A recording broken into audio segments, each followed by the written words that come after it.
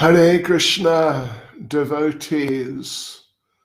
Welcome to, I think, our 19th session on Brihad Bhagavatamrita. Thank you very much for coming. We really appreciate having your association. Hope you're finding it interesting. So we're in the 4th chapter of the first part, and Narada Muni is with Prahlad Maharaj. So let us begin, first of all, by reciting our prayers. Nama Om Vishnu Padaya Krishna Presta Bhutale Srimati Bhaktivedanta Swaminiti Namane Namaste Saraswati Deve Gauravani Pracharne Nirvishesha Shunyavadi Pastya Chadesh Tarne Shri Krishna Chaitanya Brahmanityananda Shri Advaita Gadadha Shivas Adi Gaura Bhaktivinoda Hare Krishna, Krishna Krishna, Hare Hare, Hare Rama, Rama Rama, Hare Hare. Vanchkapaturubhyascha kripa sindhubhyevacha. Patitanam pavanebhyo vaishnavebhyo namo namaha. Srila Prabhupada ki jai. Shri Brihad Bhagavatamrita ki jai. Srila Sanatana Goswami ki jai. Go Premanandi. Yes, so we're at a point in the second section in the book where Narada Muni is explaining how it is that he feels that Prahlad Maharaj is the recipient of the greatest mercy of the Lord. Yes. So, he hasn't quite finished. It's from, the section is from verse 4 to verse 14. I think we got up to 12, if I'm not mistaken. So let's go back there, and then we'll carry on from there. What's happening? I'm sorry. You got to go into audio, yeah, and the top one. Yes. Or you can just turn down the speaker at the bottom right of the. Okay, excuse me, devotees. So, right, we finished off, as I recall, that Narada told the story of Prahlad Maharaj on his way to the Naimisha forest, Naimisharanya, to have darshan of Lord Narayan, and the Lord, who's known as Pitavas, means the Lord in yellow dress, and so he's on his way to have darshan of the Lord in that form. But on the road, he met some strange person who looked like a renunciate, but he was carrying a kshatriya's bow and arrows, some sort of, you might say, varnashram anomaly. Didn't really fit into the varnashram system. So Prahlad didn't like this, so he challenged him to fight, thinking that, it won't be so difficult to defeat him. But after 1 week, he couldn't defeat this fella. So Prahlad One morning after about a week, he worshipped his deity before the fighting began for the day, and put a nice garland on the deity, did his puja, stood up, and then he saw that unusual mendicant cum kshatriya person standing there, wearing the garland that the Lord had placed around the neck of his deity. So then he understood that this is actually my Lord. And then Prahlad said, I have failed. I have failed in my duty as a Kshatriya because I promised to defeat you, but I couldn't. So what can I do about that? And then the Lord, being very satisfied by the fighting spirit of Prahlad, said, actually, I am always defeated by you. So,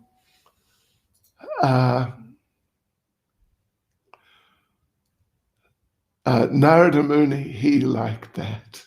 He really liked that. So then I'm going on now to verse 12. And in verse 12, Sri Parikshit continued, having said this, Narada, the ocean of ecstasies in devotion to Lord Hari, began to dance. That intimate servant of the Lord shouted, conquered by us, conquered by us. Yes. So, means that the Lord is actually conquered by all the devotees. Which takes us on then to verse 13. So this is still Narada glorifying Prahlad. Is it okay? Kripa is not able to go live from Bengali Zoom. Oh. So she's asking if you can do it. Okay. He'll do that. Yes, right. So, verse 13. Narada is still speaking. This verse and the next verse, it's still Narada glorifying Prahlad. Sri Narada then said, O best of Vaishnavas, why should I say that Lord Mukunda has been conquered only by you? Your grandson, Bali, chief of the Daityas, has also conquered him. By your grace, Bali keeps the Lord as his doorman. Yes. So like that, Bali, through his devotion, the Lord became attracted and agreed to serve as his doorkeeper, sort of like security man, security guard, something like that. So, let's see. There's a nice verse quoted here. Because Bali, of course, he was king of the demons. Prahlad's father was Hiranyakashipu, who was very much the king of the demons.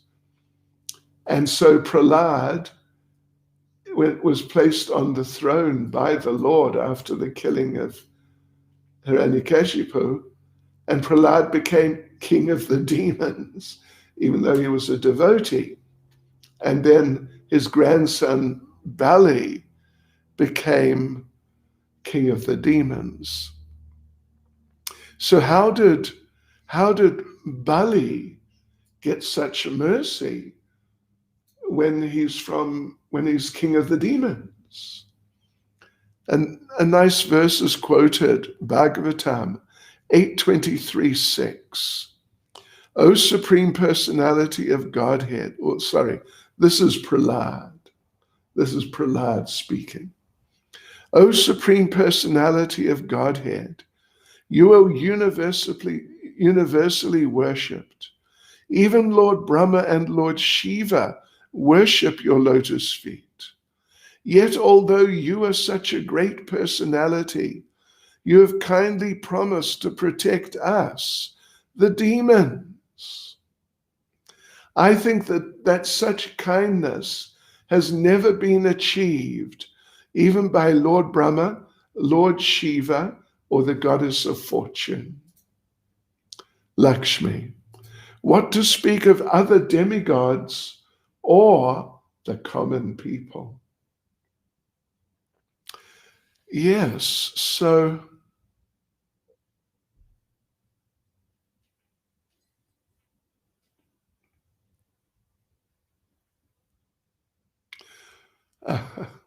there's a nice quote from Skanda Purana. Well, one event happened, listen to this, that in Skanda Purana, when Dwaraka city was once attacked by 10 powerful daityas, means demons, a committee of residents headed by Devasa Rishi went in great distress to the abode of Bali, Daityaraj. There the sage Devasa beseeched Lord Vamana to come to Dwaraka to defend them. But the Lord replied,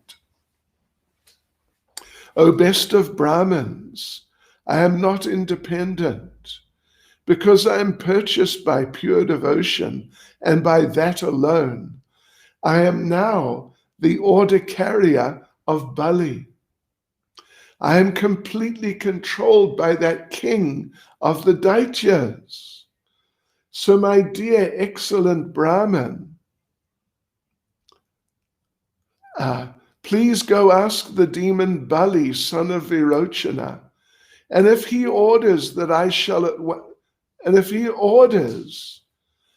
at once do whatever you want.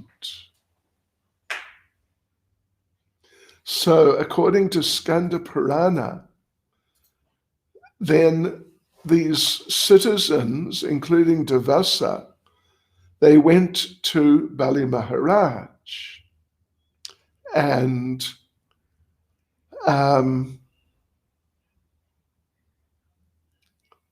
they went to Bali Maharaj and asked him, could you please allow Lord Vamana to come to Sutala Loka and protect us? But Bali refused. Then Devasa threatened to fast until death unless the Lord came to protect them in Sutala Loka. Oh no, that the Lord come to protect them and leave Sutala Loka. But then Bali told him, let whatever you intend come about. Whatever you have in mind, please do that. But I shall never give up the 2 feet at which Brahma, Rudra, and all other demigods bow down. So Bali was not willing to give up the association of Lord Vamana, even though the situation was really desperate there in Dwaraka. Yeah. So then we come to 14, which is the last verse in this section of Narada Muni, glorifying the devotion of Prahlad Maharaj and explaining why, as far as Narada is concerned, that this shows that Prahlad has got the supreme mercy of the Supreme Personality of Godhead. So Narada says in verse 14, "From now on, I intend to stay here permanently with you. By your power, I shall certainly be able to overcome the curses I received from Daksha and others." Yes. Daksha, of course, cursed Narada Muni. That's in the 6th canto. Here's a verse. Daksha curses Narada, 6.5.43. "You have made me," so Daksha says, "you have made me lose my sons once, and now you have again done the same inauspicious thing. Therefore, you're a rascal who does not know how to behave towards others." Daksha is speaking to Narada. "You may travel all over the universe, but I curse you to have no residence anywhere." 6.5.43. Then later on, or earlier on actually, in the 4th canto, chapter 27, verse 22,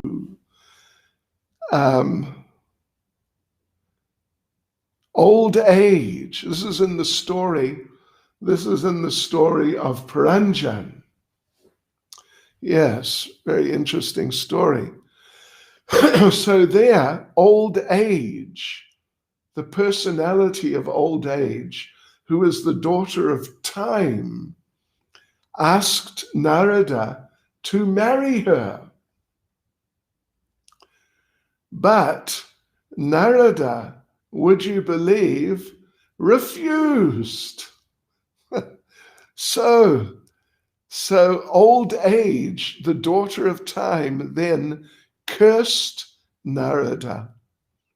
"Because you refused my request, you will not be able to stay in one place for a long time." I mean, generally we understand for more than 3 days. And Srila Prabhupada said that he took that curse, Narada handed the curse over to him, because Prabhupada was traveling so much and preaching. And then Prabhupada said he was handing the curse over to his senior disciples so that they would have to just go on traveling and preaching.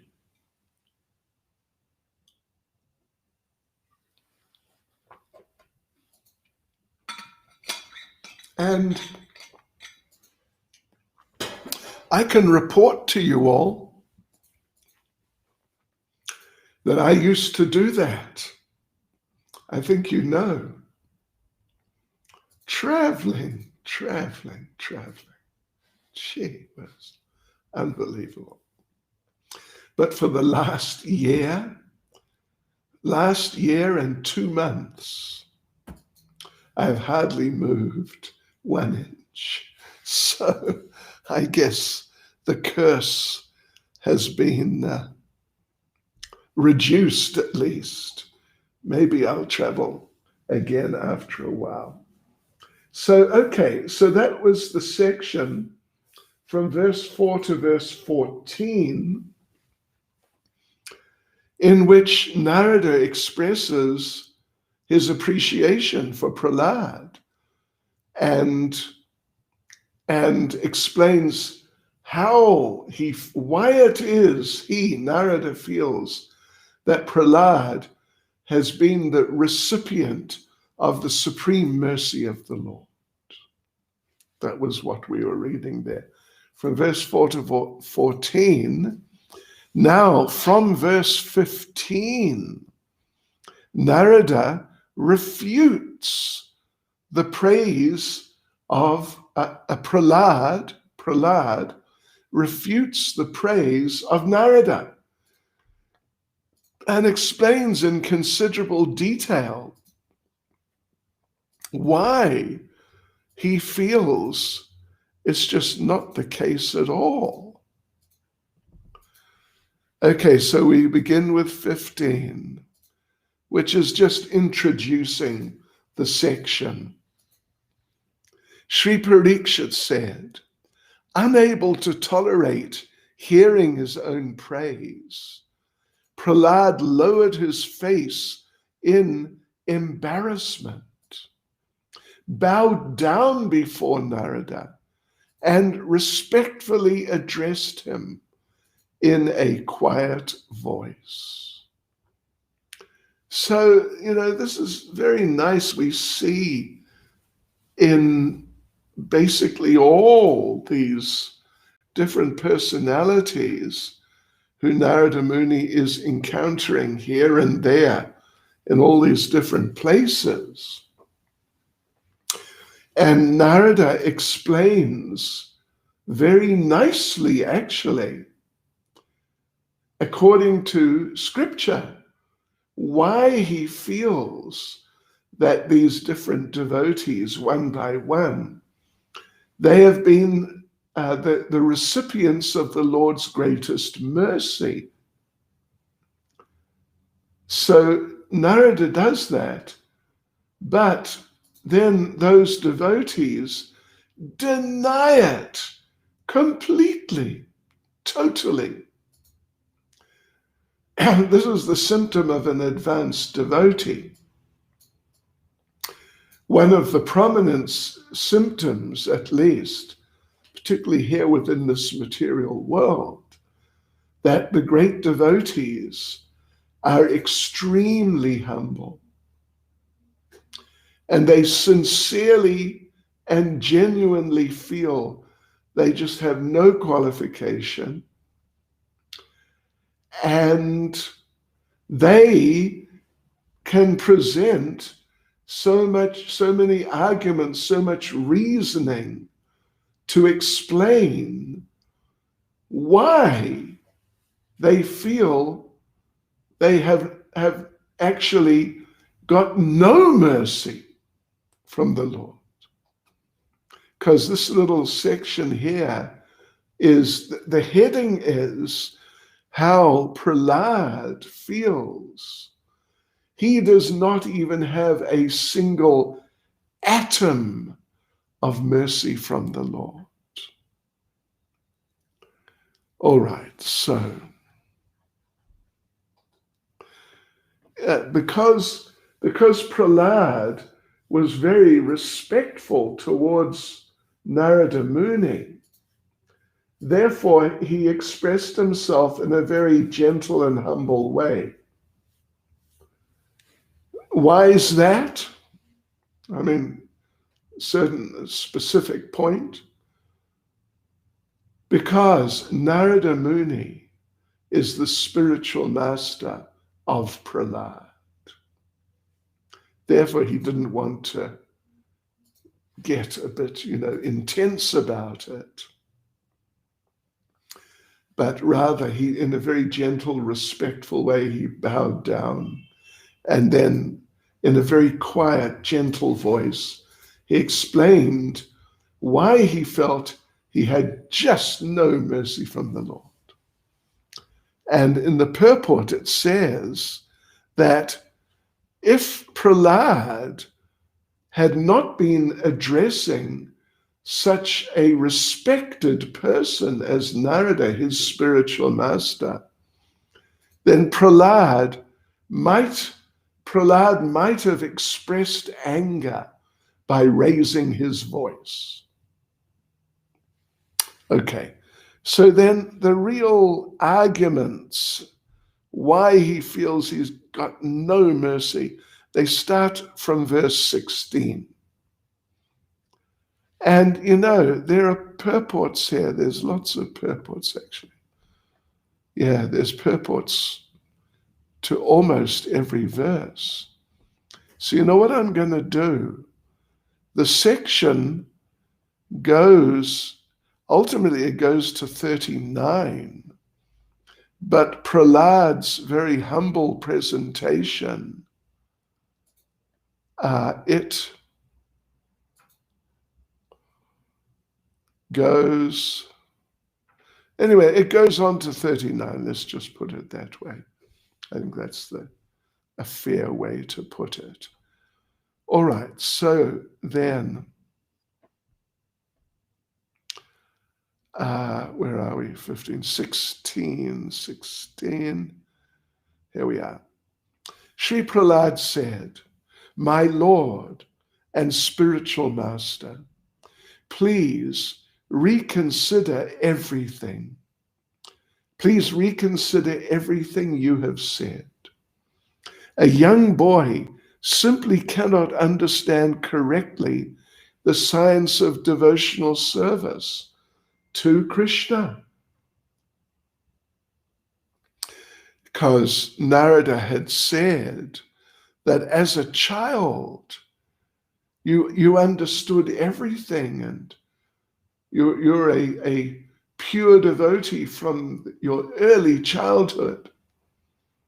But Prahlad says that, no, please don't say that, because a child, a young boy, cannot understand the science of Krishna consciousness properly. It's just not possible. So you can just forget about that idea. That's what Prahlad is saying. Then verses 17 and 8. Oh, wait a minute. Sorry. What I'm going to do, I'm just going to read through all the verses. That's what I'm going to do. Then I'll come back and go through the verses with their purports. I'm sorry. I just get carried away with these things. So I'll begin again with verse 16, then I'll go straight on to 17. Sri Prahlad said, "My Lord and Master, please reconsider everything you've said. A young boy simply cannot understand correctly the science of devotional service to Krishna." And then verses 17 and 18. "Still, when one receives instructions from great souls, those instructions have the power to awaken one's higher understanding. And then one can engage in devotional service to Lord Hari. Therefore, it is not a sign of greatness that ordinary persons like me can persevere despite terrible disturbances, give spiritual enlightenment to children, behave like saintly persons, show compassion to suffering souls, or refuse the boon of liberation." Yes, merely from these symptoms, the best of saints do not conclude that Krishna has given a person his mercy. Krishna's mercy, blessed Narada, appears only in a truly worthy servant. Verse 20, "I have never performed any real service for the Lord like Hanuman and others have." Do you get the hint? Next one is going to be Hanuman. Yeah. "I have only remembered the Lord sometimes when my mind was troubled." I just see the amazing humility of Prahlad Maharaj, the elevated devotee. "You praise me because he caressed me and showed other signs of affection. But some consider such affectionate behavior merely a false show of Maya, and others just a display of his pastimes." 22. You regard those affectionate displays as natural symptoms of his love. But I consider them no more real than a dream. And even if we accept them as real, they're still not evidence of his mercy. 23. The Lord truly gives his mercy, saintly authorities believe, when he grants the right to render various kinds of service, a blessing he gives to such devotees as Hanuman. Nothing else counts as his mercy. That's quite a statement. When he gives the right to render various kinds of service like he does with Hanuman, then you can take it that he's giving his mercy. But nothing else can be considered his mercy. Furthermore, Sriman Nrsimha performed his pastimes not to favor me, but to protect the demigods, his devotees, and to deliver 2 of his eternal servants. He also wished to uphold the truth of the words of Brahma and of others, such as Brahma's sons, and fully display the greatness of devotional service. These were the only reasons for his pastimes. 26. O greatest of devotees, who have nothing material to possess, when the personality of Godhead gave me a kingdom, I understood that I had not received even 1 atom of his mercy. How's he going to explain that? As the Lord says, when I wish to favor someone, I make him lose his opulences. Such statements as this are evidence, and so also are the statements of his exalted devotees. 28. Just see how my worship of the Lord has been eclipsed but by my attachment to ruling my kingdom and my ties to family members, servants, and others. For not crying over this in remorse, I should be condemned again and again. Right? Okay, we'll come back to this. 29. Why else would I have fought against the renowned Lord at Vishala, as if I had reverted to the low conditioning of my birth?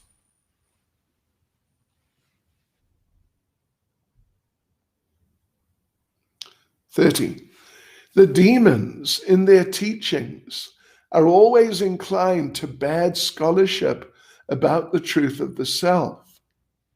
Because of my association with such demons, even today my understanding is not free from the degraded element of dry speculation. So Prahlad continues. So how can any pure devotion appear in me that would signify the Lord's mercy? I see proof of my lack of devotion when I ponder the wickedness of Banasura. Yes. Okay, 32. I have heard some say that now, after arresting and imprisoning Bali, the Lord stays here in Sutala as the doorman, just to keep him captive. In any case, I cannot say where the Lord is now. 33.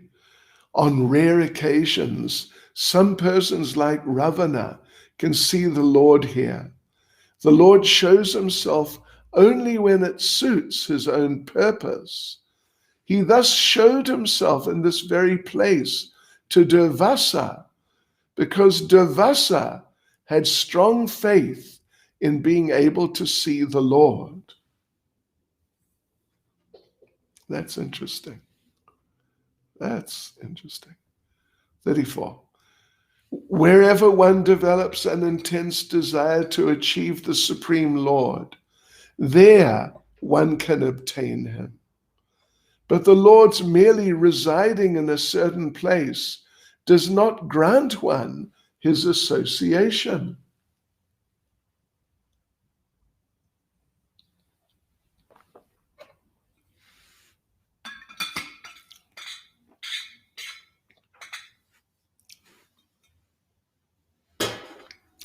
"35. If my Lord were always present here in person, why would I have traveled all the way to Naimisharanya to see him as Lord Pitavas, the yellow-garbed form of Narayan?" 36.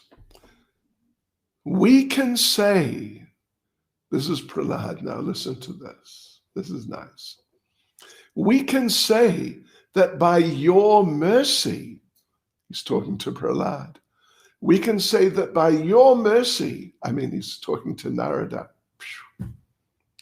We can say that by your mercy, Narada, the Supreme Lord developed some love for me, and so I appear glorious. But my greatness is just like a tiny speck before the heaps of mercy the Lord bestows on his newer devotees. Newer devotees. What is this now? 37.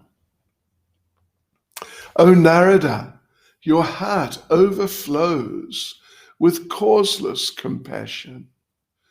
Why should I go on describing all my misfortunes, which simply make you unhappy?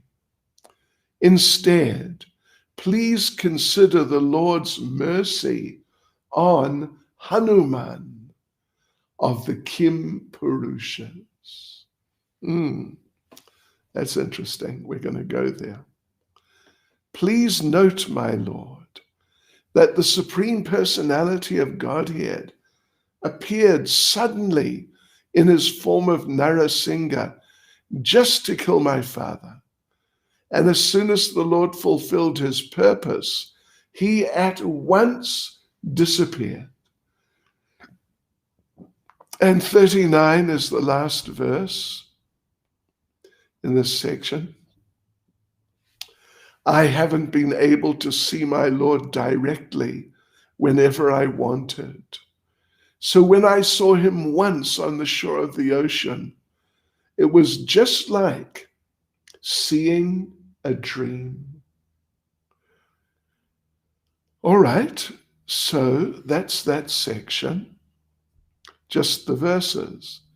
Let's go back and go through them more carefully and go a little bit at least into the purports. So, right, we begin here.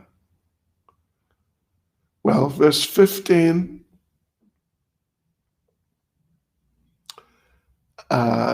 16, and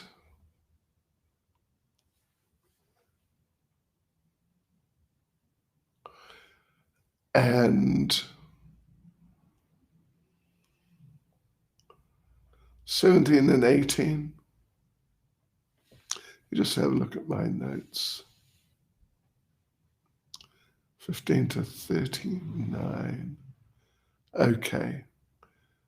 All right, so Prahlad is now going to go on to describe the glories of Hanuman. Yeah. Well, he's going to, but here now we're going to read through the verses again and with their purports. All right.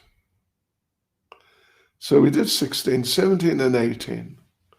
Still, when one receives instructions from great souls, those instructions have the power to awaken one's higher understanding.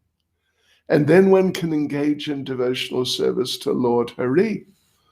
Therefore, it is not a sign of greatness that ordinary persons like me can persevere despite terrible disturbances, give spiritual enlightenment to children, behave like saintly persons, show compassion to suffering souls, or refuse the boon of liberation. So Prahlad said in 16 that, you have said, Narada, you have said that as a child I did some nice devotional things.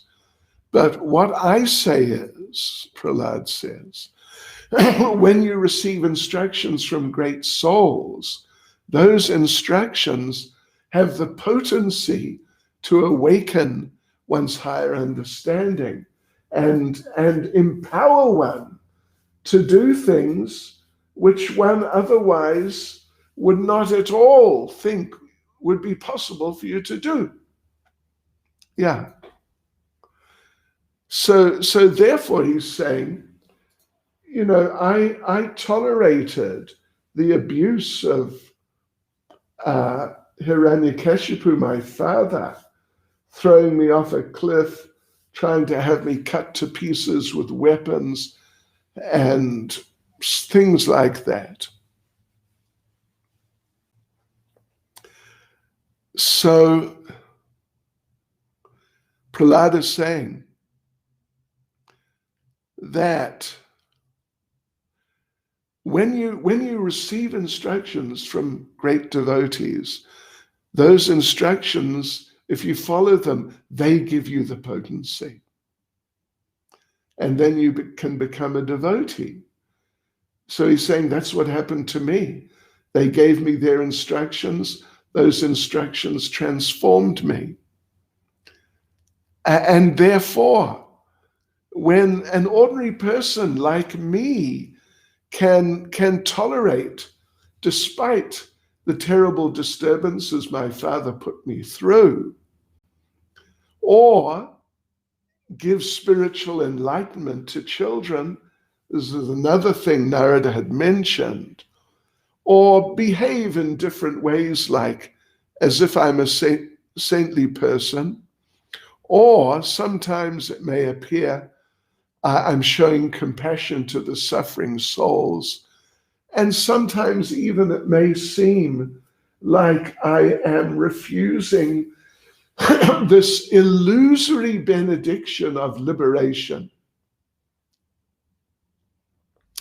Yes, so all these things are here then in this verses 17 and 18.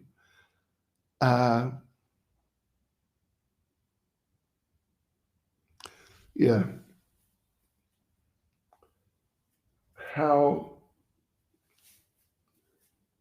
Prahlad is saying he didn't really get the Lord's mercy, but the devotees instructed him in such ways, I became capable of doing special things. For example, here in the purport it says, beginners in sadhana bhakti should dance and sing as a matter of duty.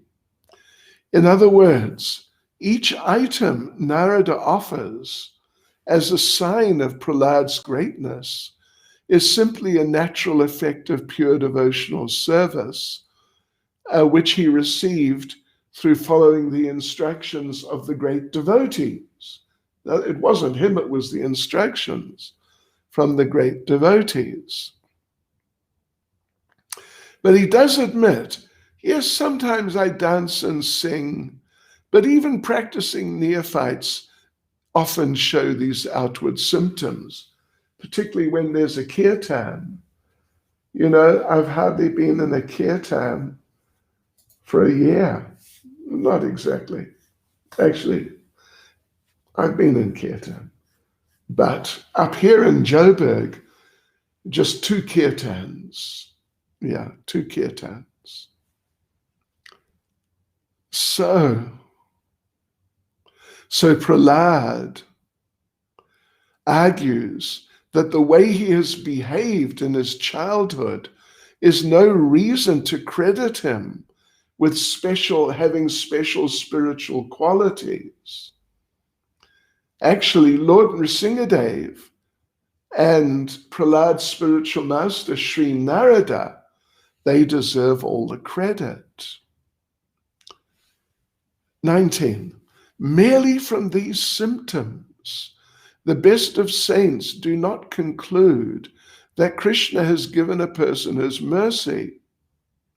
Krishna's mercy, blessed Narada, appears only in a truly worthy servant. Yes. And who might that be? Prahlad is saying, not me. So, yeah.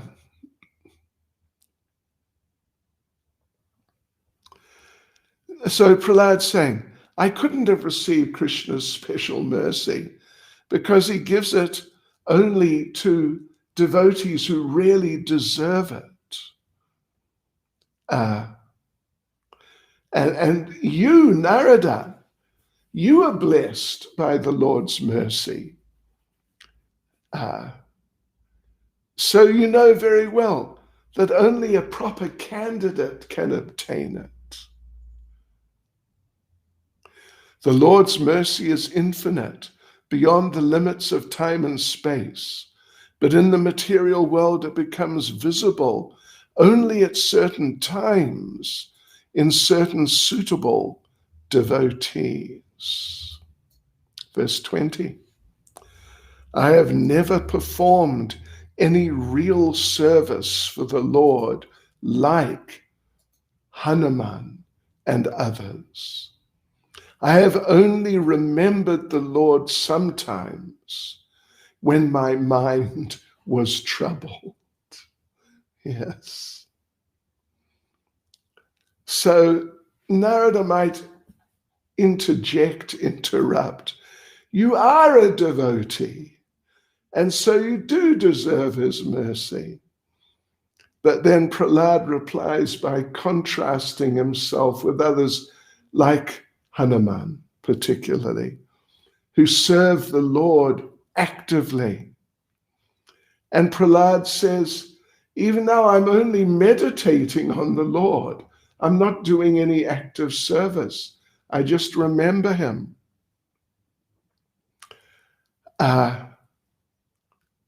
So then Narada might say, well, remembering the Lord is one of the 9 processes of pure devotional service. So therefore you are qualified. So Prahlad answers by saying that I don't remember the Lord all the time. I only remember him sometimes when I'm in difficulty, when my father's harassing me or something of that sort. And therefore, because I only remember him, I only focus on him when I'm in danger, I'm not, that disqualifies me from Nam Smarana, remembering the holy names, Rupa Smarana, remembering the Lord's beautiful forms, or Leela Smarana, remembering the Lord's wonderful pastimes. So anyway, sure, it's hard to defeat someone like Prahlad. You praise me because he caressed me and showed other signs of affection. But some consider such affectionate behavior merely a false show of Maya, and others say it's just a display of his pastimes. So there's a purport here which explains that the Advaitavadis, the Mayavadis, followers of Shankaracharya, they consider the loving exchanges the Lord has with his devotees to be just part of Maya, the illusion, another one of the illusions of life in this material world. Just like other shows of affection between other people. So when the Lord shows affection to his devotees and the devotees for the Lord, it's just another form of illusory so-called affection. And they say that the absolute truth cannot be involved in such types of duality. But others say that these are the Lord's pastimes,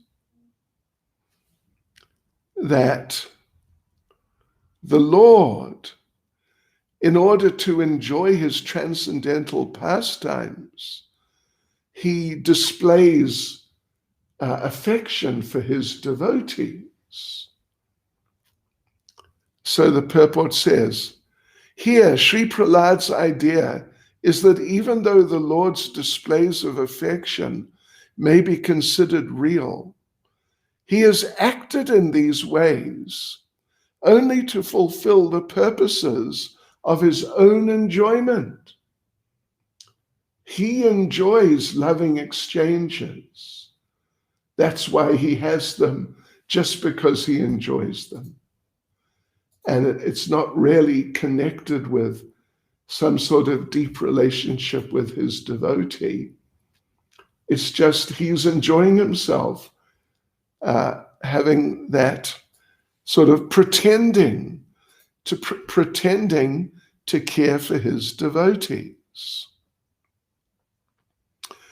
Verse 22, you regard those affectionate displays as natural symptoms of his love, but I consider them no more real than a dream. And even if we accept them as real, they're still not evidence of his mercy. So Narada had said, as a great authority on Krishna consciousness, Narada said that Lord Nrsingadev's displays of affection for Prahlad, they manifested from the Lord's natural compassion. So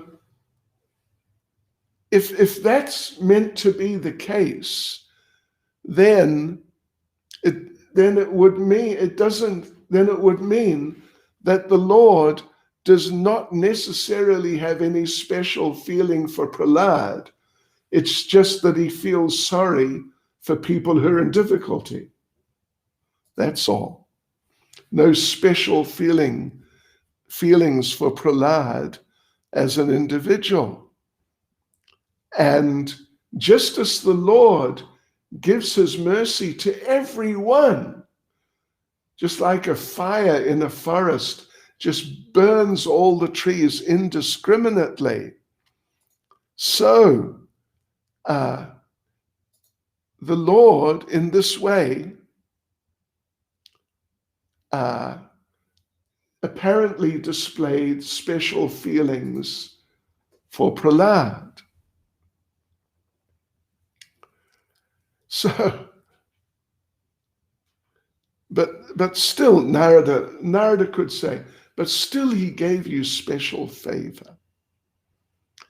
Then Prahlad says that I think it's all just like a dream, hallucination, which is sort of what the Mayavadis say about the Lord's merciful dealings.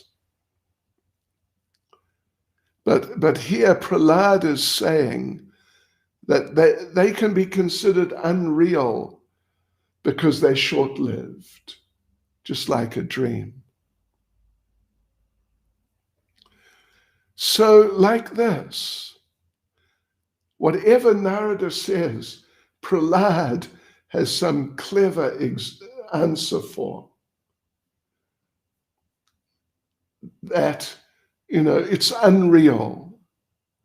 And even if it is real, but it's not so great as what you're saying it is. So we'll continue on tomorrow from verse 23. We'll continue on when he's going to start glorifying Hanuman more. Yeah, we'll continue on from verse 23. Hare Krishna. Srila Prabhupada Ki Jai.